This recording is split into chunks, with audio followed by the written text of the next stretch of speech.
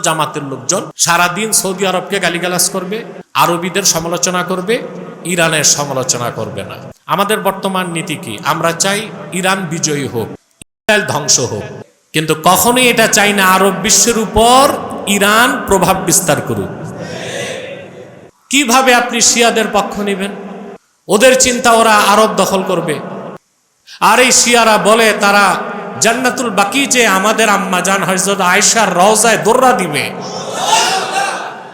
আহা, এই কথা শোনার পর কোন মুসলমান শিয়াদের পক্ষ নিতে পারে? আমাদের বিষয়টি স্পষ্ট। আমরা তো কোনোভাবে শিয়াকে বাতিল বলি না। রাফিজিস্ট যারা গালিজ কট্টরপন্থী শিয়া, তারা বেলা শাক কাফের।